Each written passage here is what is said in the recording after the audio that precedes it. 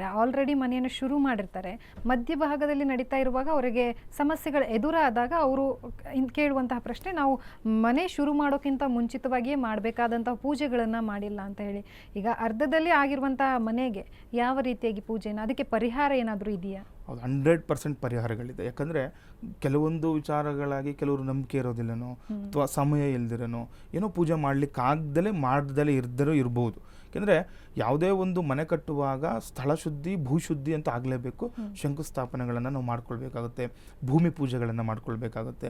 ಕೆಲವೊಬ್ರಿಗೆ ಗೊತ್ತಿರಲ್ಲ, ಯಾಕಂದರೆ ಮನೆಯಲ್ಲಿ ಒಂದು ಸ್ಥಳದಲ್ಲಿ ಶಲ್ಯ ದೋಷಗಳು ಅಂತ ನಾವು ಹೇಳ್ತೀವಿ ವಾಸ್ತು ಪ್ರಕಾರ. ಅಂದರೆ ಅಲ್ಲಿರುವಂಥ ಏನು ಮೂಳೆ ಇರ್ಬೋದು ಕೆಳಗಡೆ, ಅಥವಾ ಯಾಕಂದರೆ ನೋಡಿ, ನೀವು ಸೈಟ್ ತೊಗೊಳ್ಳುವಾಗ ಆ ಭೂಮಿ ಒಳಗಡೆ ಏನಿದೆಯೋ ನಿಮಗೆ ಗೊತ್ತಿರಲ್ಲ, ಅಥವಾ ಹುತ್ತ ಇತ್ತೇನೋ ಮುಂಚೆ. ಯಾಕೆಂದರೆ ಸೈಟ್ ಮಾಡುವಾಗ ಕೆಲವೊಂದು ಹುತ್ತ ಇರುವಂತಹ ಜಾಗಗಳು ಕೂಡ ಅಲ್ಲಿ ತೊಂದರೆಗಳಾಗುತ್ತೆ, ಮನೆ ಕಟ್ಟಿಗೆ ಯೋಗ್ಯವಲ್ಲ ಅಂತ ಹೇಳುತ್ತೆ ವಾಸ್ತುಶಾಸ್ತ್ರದಲ್ಲಿ.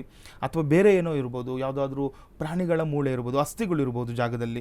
ಆ ರೀತಿ ಇದ್ದಾಗ ಏನಾಗುತ್ತೆ, ಮನೆ ಬೇಗ ನಮಗೆ ಮುಂದುವರಿಲಿಕ್ಕಾಗಲ್ಲ. ಆ ರೀತಿ ಏನಾದರೂ ಅರ್ಧಂಬರ್ಧ ಏನಾದರೂ ಮನೆ ಆಗಿದ್ದರೆ ಒಂದು ಸಾರಿ ನೀವೇನು ಮಾಡಬೇಕು, ಅಲ್ಲಿರುವಂತಹ ಎಲ್ಲಿ ಏನು ತೊಂದರೆ ಆಗಿದೆ ತಿಳ್ಕೊಳ್ಬೇಕಾಗುತ್ತೆ. ಸುಮ್ಮನೆ ಮನೆ ಅರ್ಧಕ್ಕೆ ನಿಂತೋಗಿದೆ ಅನ್ನೋದು ಒಂದೇ ಕಾರಣ ಇರೋದಿಲ್ಲ. ಅದಕ್ಕೆ ಕೆಲವೊಂದು ಆ ಮನೆ ಕಟ್ಟಡದ ನಿರ್ಮಾಣದಲ್ಲಿನೋ ಅಥವಾ ಆಯದ ವಿಚಾರದಲ್ಲಿ ಏನೋ ತೊಂದರೆ ಆಗಿರ್ಬೋದು, ಅಥವಾ ದಿಕ್ಕಿನ ವಿಚಾರದಲ್ಲಿ ಏನೋ ತೊಂದರೆ ಆಗಿರ್ಬೋದು, ಅಥವಾ ನಕಾರಾತ್ಮಕತೆ ಆಗಿರ್ಬೋದು, ಅಥವಾ ಇವರ ಜನ್ಮ ಜಾತಕದಲ್ಲಿ ಏನೋ ತೊಂದರೆ ಆಗಿರ್ಬೋದು, ಇವರಿರೋ ಮನೆಯಲ್ಲಿ ಏನಾದರೂ ನಕಾರಾತ್ಮಕತೆ ಇರ್ಬೋದು.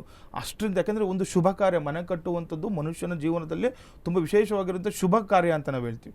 ಆ ಶುಭ ಕಾರ್ಯ ನಡೀಲಿಕ್ಕೆ ಬಿಡ್ತಾ ಇರಲ್ಲ. ಆ ರೀತಿ ಏನಾದರೂ ಪೂರ್ವಾರ್ಜಿತ ಕರ್ಮಫಲಗಳನ್ನು ಕೂಡ ನಾವು ಅಲ್ಲಿ ಪರಿಗಣನೆಗೆ ನಾವು ತಗೊಳ್ಬೇಕಾಗುತ್ತೆ. ಹಾಗಾಗಿ ನೋಡಿಕೊಂಡು ಎಲ್ಲಿರುವಂತಹ ವಾಸ್ತುದೋಷಗಳೇನಿದೆ ನೋಡಿ ನೀವು ಮತ್ತೆ ಪುನರಾರಂಭ ಮಾಡಬೇಕಾದದ್ದು. ಮುಂಚೆ ಕೆಲವೊಂದು ಸಂಸ್ಕಾರಗಳಿರುತ್ತೆ, ಅದನ್ನೆಲ್ಲ ಮಾಡಿ ನೀವು ಮಾಡಿದಾಗ ಬೇಗನೆ ಮನೆ ಆಗುತ್ತೆ, ಗೃಹ ಪ್ರವೇಶಕ್ಕೂ ಕೂಡ ಅನುಕೂಲಗಳನ್ನು ತರುತ್ತೆ.